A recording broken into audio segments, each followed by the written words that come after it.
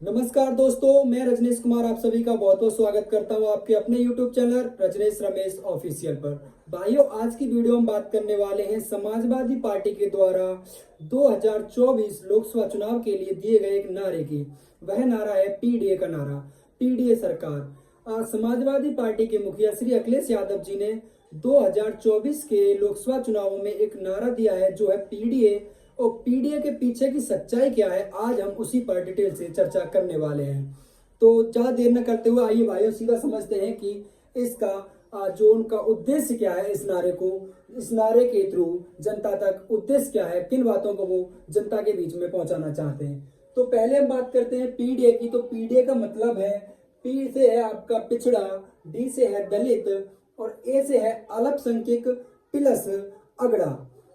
अल्पसंख्यक समाज मतलब जो हमारा अन्य धर्म है, हिंदू धर्म से हटके, जैसे मुस्लिम है, बौद्ध धर्म है, ईसाई है, सिख धर्म है, तो उनमें ए से अल्पसंख्यक और अगड़ा। अगड़ा मतलब जैसे हम हिंदू धर्म की बात करें तो जिस तरह से समाज को चार वर्णों में बांट के रखा हुआ है, तो उसी अगड़े समाज को भी यहाँ ए से समझाने की कोशिश की है। पी से पिछड़ा समाज, जैसे कि आप ओबीसी, ओबीसी जो कास्ट है, ओबीसी के अंतर्गत आने वाली जितनी भी जातियां हैं उन्हें पिछड़ी जाति कहा जाता है। वहीं बात करें ऐसी समुदाय की, तो ऐसी समुदाय के अंदर जितनी भी जातियां आती हैं उन्हें दलित समुदाय के बारे में जाना जाता है। तो वहाँ यहाँ डी से दलित समुदाय के बारे में उन्होंने अपनी आवाज जनता तक पहुंचाने की कोशिश की है। तो हम थोड़ा सा इसको कंपेयर करने वाले हैं 2019 में जो लोकसभा चुनाव हुआ था, उसमें समाजवादी पार्टी ने कैसे कैसे लोगों को हिस्सेदारी दी थी, किन किन समाज के लोगों को अपने कैंडिडेट के रूप में हिस्सेदारी दी थी। वहीं फिर उससे कंपेयर करेंगे 2024 में उन्होंने क्या बदलाव किया है और कितना उन्होंने जो नारा दिया है पीडीए उसे जमीन पर उतारा है। तो हम बात करते हैं 2024 और 2019 को कंपेयर करते हुए। बात करूं जातियां यानी हिस्सेदारी, पीडीए में किस समाज को कितनी हिस्सेदारी दी है समाजवादी पार्टी ने। तो पहले हम बात करेंगे, पहला समुदाय हमारा कुर्मी समुदाय। कुर्मी समुदाय, आप आमतौर पर देखेंगे कि लोग जैसे अपना सरनेम लगाते हैं तो कुर्मी या पटेल लगाते हैं। तो यहाँ पे समाजवादी पार्टी ने 2024 में इस समुदाय से 10 कैंडिडेट लोकसभा चुनाव में अपने उतारे हैं। अब मैं एक बात आपको बता दूं ये शुरू करने से पहले कि यूपी के 80 लोकसभा सीटों में समाजवादी पार्टी 62 पे चुनाव लड़ रही है। वहीं इंडियन नेशनल कांग्रेस 17 सीटों पर चुनाव लड़ रही है और एक यूपी में टीएमसी तृणमूल कांग्रेस जो ममता बनर्जी की पार्टी है उसके लिए समाजवादी पार्टी ने एक सीट उनके लिए दी है और ये टोटल होती है 80। और हाँ, हम उत्तर प्रदेश के बारे में ही बात करने वाले हैं। तो समाजवादी पार्टी ने कुर्मी पटेल समुदाय से 10 प्रत्याशी 2024 के लोकसभा चुनाव के लिए चुनाव मैदान में रखे हैं। अच्छा, हम बात करें 2024 में तो इन्होंने 10 प्रत्याशी रखे हैं। वहीं हम देखते हैं कि 2019 में इस समुदाय से महज 3 प्रत्याशी थे। अच्छा, एक चीज और यहां से समझने की कोशिश करेंगे, क्योंकि जिस तरह समाजवादी पार्टी 2024 में इंडिया गठबंधन में है, उसी तरह 2019 के लोकसभा चुनाव में समाजवादी पार्टी और BSP party, Bahujan Samaj party का गठबंधन था और उस समय समाजवादी पार्टी 37 सीटों पर चुनाव लड़ी थी और बीएसपी पार्टी 38 सीटों पर लड़ी थी। वहीं लगभग 2 सीटों पर आरएलडी इनके साथ चुनाव लड़ी थी 2019 में। तो इस बार इंडिया गठबंधन में यूपी में कांग्रेस 17 सीटों पर, समाजवादी पार्टी 62 सीटों पर और एक सीट तृणमूल कांग्रेस पार्टी के लिए छोड़ी है। तो 2024 में हम देखते हैं कि 10 सीटें कुर्मी पटेल समुदाय को समाजवादी पार्टी ने दी हैं। वहीं 2019 में 3 सीटें थी। अब एक समझने की कोशिश करें कि कहाँ, जब हमारे पास 37 सीट थी और इस बार हमारे पास 62 सीटें हैं, तो 62 सीटों में से अगर 10 देखा जाए तो लगभग मैं समझता हूं कि 16% के आसपास इस समाज को हिस्सेदारी दी गई है समाजवादी पार्टी के। वहीं 2019 में जब 3 प्रत्याशी दिए थे तो हम पाते हैं कि 2019 में लगभग 8% हिस्सेदारी इस समुदाय को दी गई थी। उन सीटों से यहाँ कंपेयर करेंगे। अच्छा, पॉइंटों में जाने की कोशिश ना करें मेरे भाइयों, क्योंकि आप फिर कमेंट करेंगे कि क्योंकि मैंने ये लगभग लिख रहा हूँ।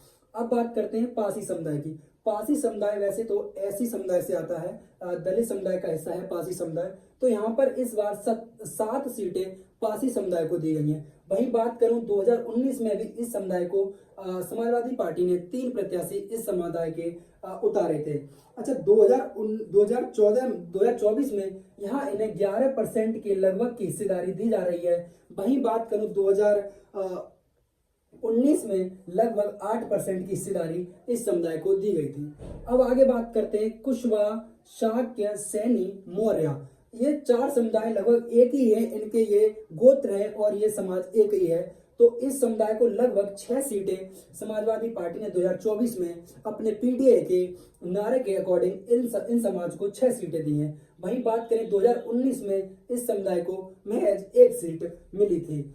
तो हम पाते हैं कि लगभग 62 सीटों पर जैसा कि समाजवादी पार्टी लड़ रही है, तो लगभग 10% के आसपास, यानी 10% के आसपास इनको हिस्सेदारी दी गई है। वहीं 2019 के चुनाव में इनको 1 सीट दी गई थी। बात करते हैं जाटव समुदाय की, तो जाटव समुदाय से भी समाजवादी पार्टी ने 2024 के चुनाव में 10 कैंडिडेट रखे हैं। तो आप समझ सकते हैं कि लगभग 10% की हिस्सेदारी इन पीडीए के तहत जाटव समुदाय को भी दी गई है। अच्छा, एक चीज आप यहाँ से समझेंगे कि ये जो पासी समुदाय है वो भी एससी समाज का हिस्सा है और जाटव समाज भी एससी समुदाय का हिस्सा है। तो यदि दलित समुदाय से अगर कंपेयर करेंगे तो हम पाते हैं कि लगभग 21% हिस्सेदारी तो ये 2 समाजों को ही ये दे चुके हैं पीडीए के अकॉर्डिंग।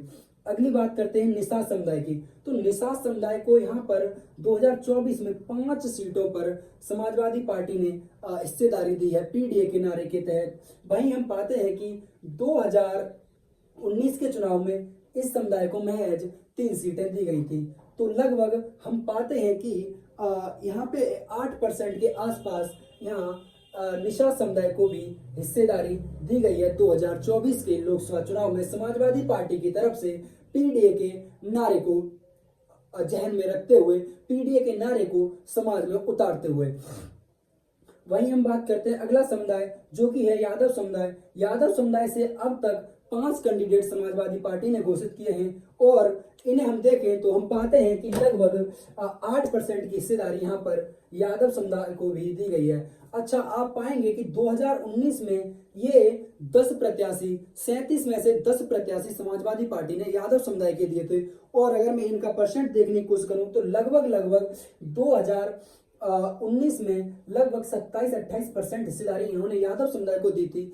वहीं इस बार पीडीए के नारे को सर्वोपरि रखते हुए इन्होंने यहाँ बहुत बड़ी घटोतरी की है और उस घटोतरी के एक नाते आप देखेंगे, उससे समझने की कोशिश करेंगे, यहाँ से महज 62 में 5 प्रत्याशी यादव समुदाय से आए हैं।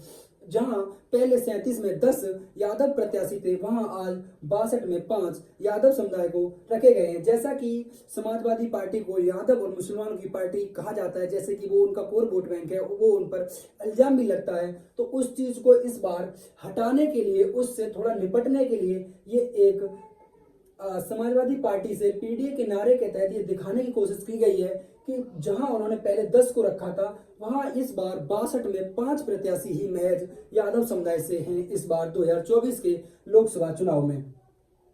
अगला समाज है हमारा मुस्लिम समुदाय। तो मुस्लिम समुदाय में 2024 में भी 4 प्रत्याशी रखे हैं और वहीं 2019 में भी इन्होंने 4 प्रत्याशी रखे थे।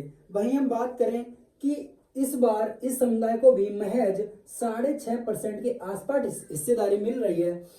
इन्हें भी लगभग 6.5% के आसपास हिस्सेदारी मिल रही है पीडीए में। वहीं हम देखेंगे कि 2019 में ये नंबर लगभग 11% के आसपास बन रहा था, क्योंकि उस समय हमारे पास सीटें कम थी। इस बार सीटें ज्यादा हैं, प्रत्याशी 4 ही रखे हैं, लेकिन इनकी हिस्सेदारी थोड़ी कटी है। अब आप समझ पाएंगे कि यादव और मुस्लिम दोनों ही कम्युनिटी में पीडीए को सर्वोपरि रखते हुए समाजवादी पार्टी ने इनको थोड़ा सा, इनकी हिस्सेदारी को थोड़ा काट के, इनकी हिस्सेदारी को थोड़ा कम करके अन्य समुदाय में अब पीडीए के नारे को बुलंद करने के लिए उनकी हिस्सेदारी बढ़ाने का काम किया है 2024 में।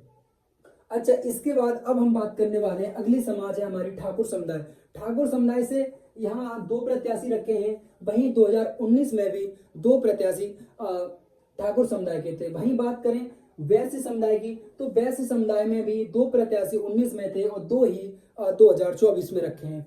परसेंटेज आप अगर देखने की कोशिश करेंगे तो ये कम हो जाता है, क्योंकि पहले जहां ये 5% के आसपास था, वहीं आज 2024 में ये लगभग 3% के आसपास ये हो जाता है। तो खत्री समुदाय से पहले भी 2 प्रत्याशी थे और इस बार भी 2 प्रत्याशी हैं। अब बात करते हैं जाट समुदाय की। जाट समुदाय को इस बार समाजवादी पार्टी ने 2 प्रत्याशी रखे हैं। वहीं 2019 में समाजवादी पार्टी से जाट कम्युनिटी का कोई भी प्रत्याशी नहीं था। तो इस बार जाट समुदाय को भी समाजवादी पार्टी ने हिस्सेदारी दी है और 2 प्रत्याशी उनके रखे गए हैं। वहीं बात करूं वाल्मीकि समुदाय की, तो 2019 और 2024 में एक प्रत्याशी वाल्मीकि समुदाय को भी दिया गया। वहीं बात करें ब्राह्मण समुदाय की, तो 2024 में ब्राह्मण समुदाय से 4 प्रत्याशी हैं। वहीं बात करूं 2019 में इस समुदाय से 2 प्रत्याशी हैं। लगभग जहां ये पहले 5% के आसपास इस समुदाय के प्रत्याशी थे, वहीं इस बार 6.5% के आसपास की हिस्सेदारी ब्राह्मण समुदाय को भी दी गई है। वहीं बात करूं गुर्जर समाज, राजभर समाज, भूमिहार, पाल और लोधी, इन समुदाय को भी एक प्रत्याशी 2024 में समाजवादी पार्टी ने दिया है और 2019 में भी इस समुदाय से एक प्रत्याशी था। अच्छा भाइयों, इस चीज को आप समझने के बाद आप पाएंगे कि इन आंकड़ों को देखने के बाद हम समझेंगे कि जो चीजें जहां पहले समाजवादी पार्टी ने गलतियां की थी, यादव समुदाय और मुस्लिम समुदाय को एक बड़ा हिस्सा देकर इस बार इन दोनों ही समुदाय के हिस्से को कम करके जो अपनी अन्य समाज के भाई थे उनको समाजवादी पार्टी ने सर्वोपरि रखा है, उनकी हिस्सेदारी बढ़ाई है। तो जो उन्होंने नारा दिया था वो सीट बंटवारे के बाद लगभग 62 में 61 प्रत्याशी समाजवादी पार्टी घोषित कर चुकी है। अभी एकमात्र सीट रॉबर्टगंज, उसके लिए उन्होंने अभी प्रत्याशी घोषित नहीं किया है। बाकी 61 सीटों पर वो प्रत्याशी घोषित कर चुके हैं और उसे देखते हुए आप देखेंगे कि जैसा कि उन्होंने नारा दिया है पीडीए सरकार, और उस तरह का वो काम भी करते नजर आ रहे हैं, क्योंकि उन्होंने यादव और मुस्लिम कम्युनिटी को थोड़ा सा घटाकर, उनकी हिस्सेदारी को थोड़ा घटाकर अन्य समुदाय को ऊपर लाने का काम किया है। तो भाइयों, ये थी मेरे द्वारा जुटाई हुई जानकारी। जो नारा था उसका मैंने डिटेल से आप तक पहुंचाने की कोशिश की है, उनके पीछे की छुपी हुई कहानियां, जो ये पीछे का जो गणित था उसे समझाने की कोशिश की है।